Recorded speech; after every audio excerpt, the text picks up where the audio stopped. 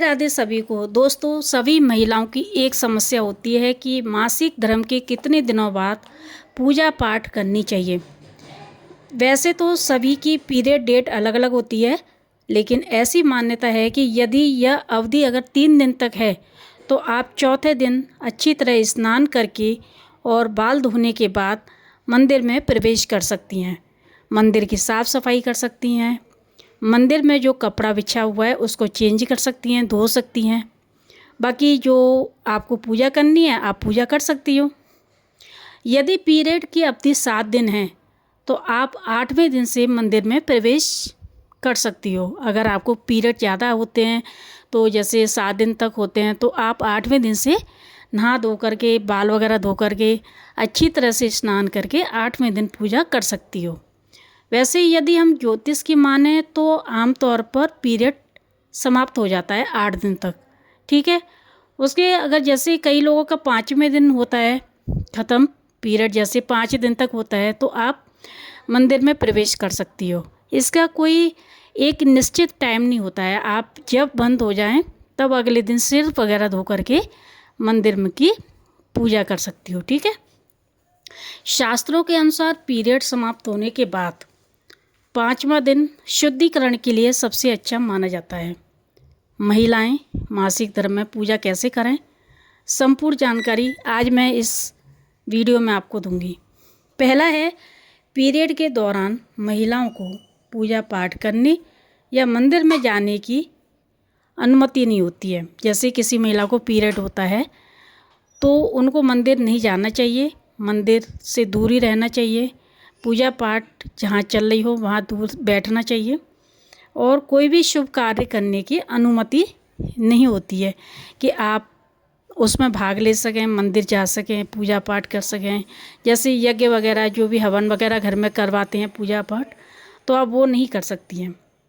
दूसरा है, यदि आप व्रत रख रही हैं, कोई संकल्प लिया है आपने, उस दौरान आपको अगर कोई जैसे पीरियड आ जाता है तो ऐसे में महिलाएं अपना व्रत पूरा कर सकती हैं लेकिन पूजा नहीं कर सकती हैं। पूजा की सभी जितनी भी वस्तुएं हैं सभी से दूर रहें और पीरियड के दौरान किसी भी चीज़ से हाथ ना लगाएं। पूजा से संबंधित जितनी भी सामग्री होती है किसी भी चीज़ से हाथ ना लगाएं, उनसे दूर ही रहें। अगर आप नाम जाप करना चाहती हैं तो नाम जाप कर लें मन ही मन में, लेकिन आसन न बिछाएं। आप कुर्सी पर बैठ कर के आराम से नाम जाप कर सकती हैं, ठीक है। क्या होता है कि पीरियड के दौरान हम कोई वस्तु तो छू नहीं सकते हैं, लेकिन हाँ नाम जाप करने में कोई बुराई नहीं है। अगर आप में क्षमता है आप व्रत रख सकती हैं। व्रत रखने में अगर आपको दिक्कत हो रही है तो आप व्रत ना रखें, क्योंकि कमजोरी आ जाती है पीरियड के समय, तो इसीलिए आप व्रत को छोड़ ही दें। तीसरा है, अगर आपने कोई संकल्प लिया है, जैसे आप पूजा कर रही हैं और जैसे आपने तैयारी कर ली है पूजा की, और जैसे मानो कोई आपका नवरात्रा की जो पूजा होती है नवरात्रि की, आपने सारी तैयारी कर लिया, पूजा के समय आपको पीरियड आ गया है, तो आप किसी दूसरे व्यक्ति से पूजा करा सकती हैं, लेकिन आप पूजा से हाथ नहीं लगा सकती हैं। इस दौरान आप दूर बैठ करके उनको बता सकती हैं कि ऐसे ऐसे करिए। धार्मिक कार्य को किसी अन्य व्यक्ति से करा सकती हैं तो आपकी पूजा सफल हो जाएगी। दोस्तों, चौथा है, मासिक धर्म के दौरान अगर नाम जाप जो साधक करते हैं तो मन ही मन में करें, कोई भी जल वगैरह लेकर के दीपक वगैरह जला करके ना करें। स्नान आदि करने के बाद ही नाम जाप करें। ऐसे नहीं कि आप पीरियड अवस्था में, जैसे पीरियड आपको आ रहा है और आप स्नान वगैरह नहीं किए हो तो आप ऐसे में नाम जाप भी ना करें। 5वां है, मासिक धर्म समाप्त होने के बाद स्त्री को शुद्धता पूर्वक स्नान करना चाहिए, साफ कपड़े पहनने चाहिए, अच्छे से सिर धोना चाहिए और अच्छा वस्त्र, साफ सुथरा वस्त्र यूज करना चाहिए। छठा है, मासिक धर्म में पूजा पाठ का जो सामान होता है, जैसे हम प्रसाद वगैरह बनाते हैं मंदिर में भगवान के लिए, वो भी नहीं बनाना चाहिए, उसे बनाने से बचें। घर का जो मंदिर का जो भी पूजा सामग्री है उस सामग्री को न छुएं। 7वां है, पीरियड के 5वें दिन आप अच्छे से स्नान करके पूजा पाठ कर सकती हैं। दोस्तों, पूजा पाठ आप पीरियड के 5वें दिन, 7वें दिन, तीसरे दिन के बाद कर सकती। जैसे कई महिलाओं का क्या होता है कि उनका पीरियड किसी का 3 दिन का होता है तो चौथे दिन से पूजा कर लें। 5 दिन तक का होता है, जैसे 4 दिन तक का होता है तो 5वें दिन से पूजा कर लें। किसी का 7 दिन तक होता है तो 8वें दिन से पूजा कर सकती हैं।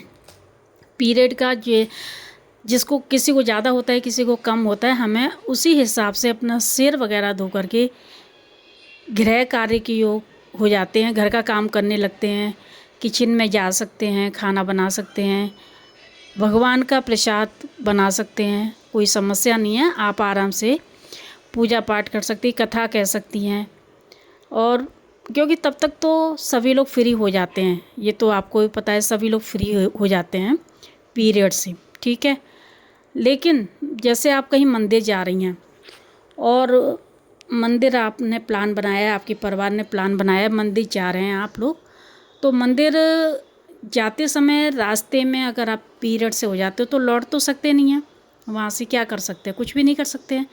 तो ऐसे में आप आराम से रहिए, मंदिर के अंदर प्रवेश न करिए। जहाँ आप मंदिर जा रहे हैं वहाँ अंदर के जो मंदिर का अंदर का दरवाजे के अंदर जाते हैं, मंदिर के जो गर्भगृह में जाते हैं वहाँ ना जा कर के आप बाहर से पूजा कर लीजिए। आप हाथ जोड़ लीजिए, धूप लगा लीजिए। लेकिन जब हम इतनी दूर मंदिर जाते हैं तो जाहिर सी बात है लौट नहीं सकते हैं, वहाँ से दर्शन करके ही हम आ सकते हैं। लेकिन कहते हैं कि ऐसा भगवान ने ये भी परीक्षा होती है हमारी, उस परीक्षा में हमें पास होना है। तो इसीलिए कई जगह हम जैसे पूजा पाठ वाली जगह पर अक्सर करके ये आ ही जाता है। आपने देखा होगा, आपने तैयारी करी है, जैसे कल एकादशी है, आपने सोचा एकादशी का व्रत रहना है, नवरात्रि की तैयारी करनी है, या फिर कोई हवन कीर्तन हो रहा है, आप अदवत के वहाँ पे ये पीरियड हमारा ज़रूर आ जाता है।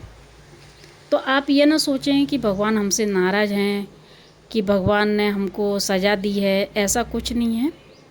ये एक पता नहीं ऐसा क्यों होता है, ये मेरे साथ भी ऐसा ही हुआ था। कई बार मैंने तैयारी भी की थी, पूजा पाठ सारी सामग्री इकट्ठी की थी, फिर अचानक ये आ जाता है, फिर मेरा जो है 3 दिन तक उसका हो जाता है। फिर मैं अपने आराम से बीच कूच में पूजा कर लेती हूँ, बाकी सब घर वाले कर लेते हैं।